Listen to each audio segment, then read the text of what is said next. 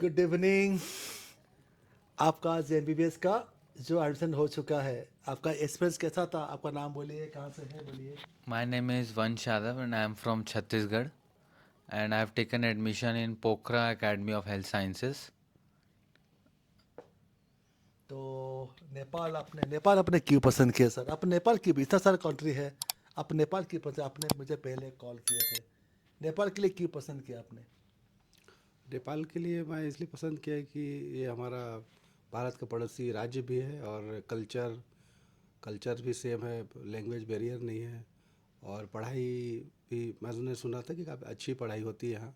और यहाँ का एफएमसी रेशियो भी काफ़ी अच्छा है। अच्छा, ठीक है।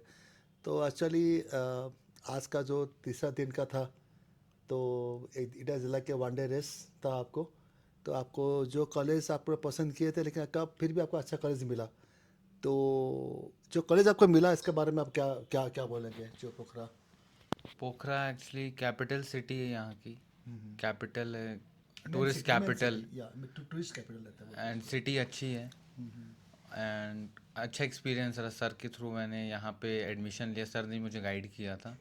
काउंसलिंग के आधे घंटे पहले ही मतलब बहुत तो चल रहा था सीट्स का, पर सर के गाइडेंस के थ्रू मैंने पोखरा एकेडमी ऑफ हेल्थ साइंसेज लिया। So overall experience was very good. Actually, he was taken the I mean college called Virat. Virat medical college. लेकिन god's grace we got a better college, and जो कि एक government aided है, और it is not under any T और K U, it is kind of autonomous. Autonomous. तो benefit of autonomous is like they can choose their own education pattern or also exam pattern. Exam pattern. Exam pattern. तो आपका M क्या है? I mean after you complete your MBBS आप क्या बनना चाहते हो? क्या आगे क्या यात्रा, क्या क्या क्या क्या करेगा आप? First aims to be a good doctor and then will see which branch I have to take according to my interest in these 5 years. Then I will see which branch. As in now, I want MD medicine. That's my dream in PG. MD medicine. MD medicine. MD medicine is one of the most demanding actually, जो मतलब India में मतलब ये demand बहुत बहुत रहता है, तो आपको मेहनत करना पड़ेगा. Is not that easy. And sir, आपका आपने रिया वर्सेस कैसे अपने परिचित हुआ? हाउ यू के आपने कैसे अपने आपने हमें चाले देखे कि अपने गूगल में मैंने गूगल में मैंने सर्च किया था, यूट्यूब चैनल भी मैं एडमिशन जब मुझे कराना था तो मैं गूगल में और यूट्यूब में भी देखते रहता था।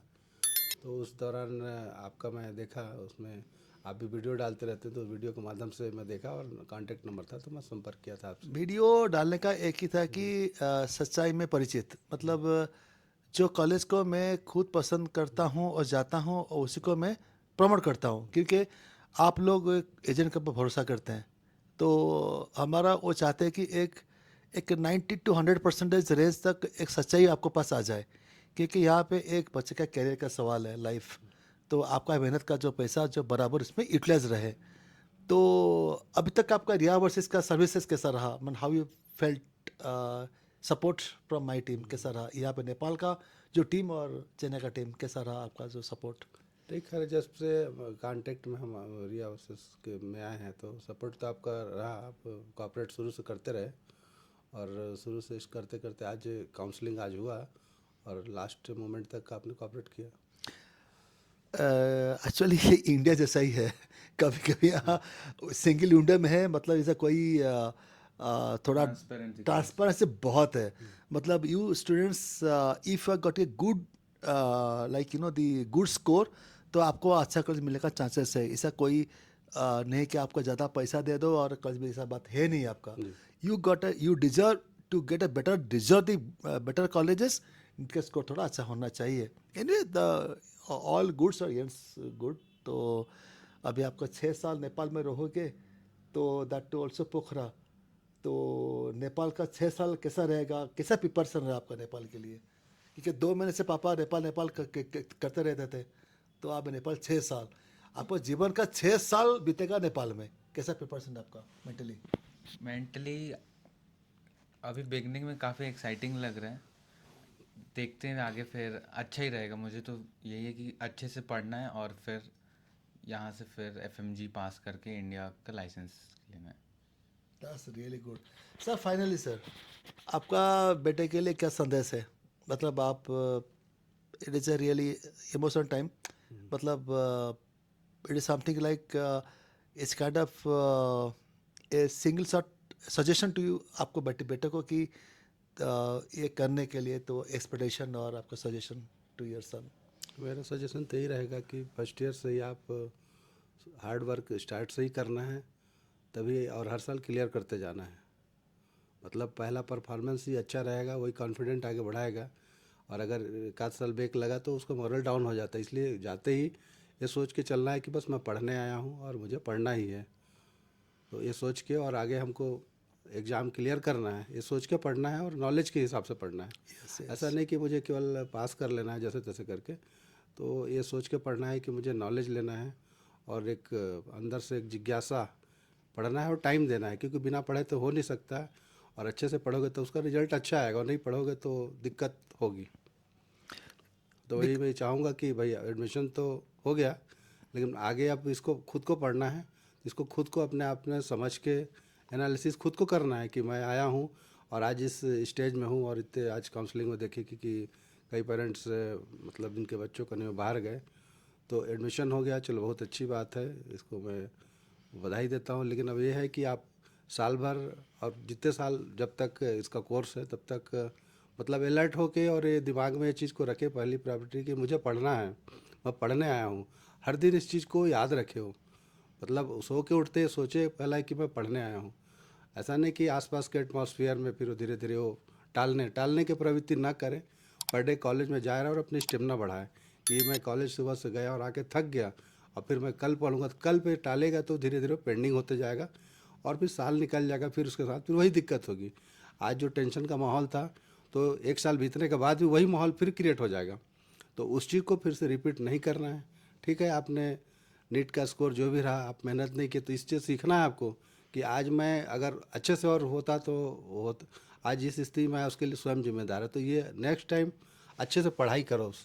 हर चीज़ समस्या तुम्हारा न पढ़ने के कारण से है, तो इस समस्या को सॉल्व करना तो आपको पढ़ना पड़ेगा।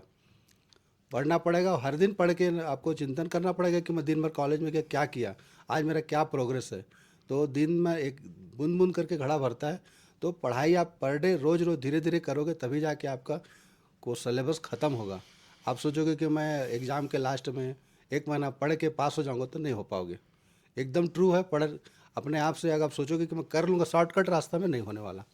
तो आपको लॉन्ग लॉन्ग रास्ता में ही जाना पड़ेगा। आपको 10 से 12 घंटे जो भी है, बड़ी ईमानदारी से आपको पढ़ना पड़ेगा। अगर आप ईमानदारी से नहीं पढ़ोगे तो इसका परिणाम मतलब यही होगा कि आप बेक लोगे हाँ और फिर आपका धीरे धीरे बढ़ता जाएगा। हाँ, तो मतलब फिर से बोलता हूँ कि नीट का स्कोर के ऊपर मैं कमेंट किए दूँगा कि बहुत अच्छे बच्चे भी नीट, नीट इज़ कंपटीशन। मैं क्वालिफिकेशन नहीं मानता। नीट कम हो या ज़्यादा हो, मैं इसे परवाह नहीं करता। हाँ ठीक है, is a measuring task actually. लेकिन जो गया गया, अभी जो बोले हैं आपका पिताजी कि आगे, तो आगे का ज़्यादा स्ट्रॉन्ग करने के लिए, क्योंकि एमबीबीएस जो है sir, the hardest toughest UG course in the understand, जो भी इसको कोई कंपेयर नहीं कर पाएगा। बिकॉज अपने जान पूछ को या आपका मन में हो जो भी हो, you taken this as challenge, तो बस आगे बढ़ो, चिल करो, कोई बात नहीं है, enjoy your life. And because it is a education for in fundamentals. आप सब कुछ करो, लेकिन अंत में पढ़ाई का ध्यान रखना करो। बिकॉज हमने आज भी देखे थे, बहुत सारे बच्चों का हुआ, किसी का नहीं हुआ, कोई बात नहीं है, जो स्मार्ट है, बट आपको हो गया, God has given a good chance for you, take it. Because advantages, आपका एडवांटेजेस ही आपका बेस्ट रहेगा आपका।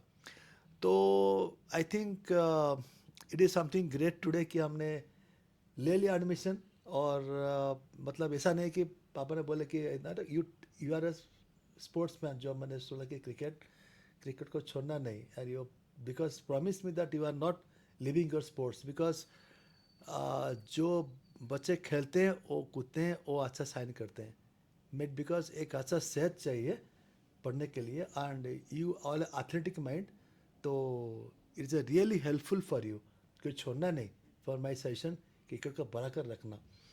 बाकी जो है वो अपने अपना आ जाएगा, बिकॉज हमने जो देखे हैं मेरा लाइफ में in career of my Riya overseas कि बहुत अच्छा स्कोर वाले नीट को आपको बोलता हूँ सर, अच्छा स्कोर वाले नीट वाले वो गिर गए, बहुत एवरेज बच्चे बहुत ऊपर चले गए। अभी ये टाइम पे कितना आप स्पीड में जाओगे, संतुलन लेके जाओगे, that matters to you lot. So with this a short video, तो I wish all the best both of you and also your family. And मुझे बहुत अच्छा लगा, चला सुदूर छत्तीसगढ़ से आए और नेपाल मुलाकात हुआ, तो फ़ोन पे बातचीत हो रहा था अभी, तो हमने देखे कि let's do the best. Okay, so मैं चाहता हूँ कि आपने और कुछ बोलेंगे पर न्यू जो छत्तीसगढ़ से आएंगे, just say something to your friends. मैं यही रेकमेंड करूँगा कि अगर आप नेपाल अगर आप कॉलेजेस लेने हैं तो सर के थ्रू ही लीजिए। काफ़ी अच्छी कंसल्टेंसी थी, काफ़ी सपोर्ट मिला उसमें, एंड तक सर ने बहुत सपोर्ट किया और उसी के चलते आज मुझे पोखरा एकेडमिक्स और हेल्थ साइंसेस मिला है। तो मैं यही रेकमेंड करूँगा, अगर आप नेपाल में मैं कॉलेज लेने के लिए आ रहे हैं तो सर के थ्रू आएँ, काफ़ी अच्छी service. Pokhara is a government aided college, या गवर्नमेंट ऑटोनॉमस और college is a good choice. Wish all the best. Thank you sir, आपका भी बहुत बधाई हो सर, बहुत अच्छा लगा। Thank you sir, thank you very much.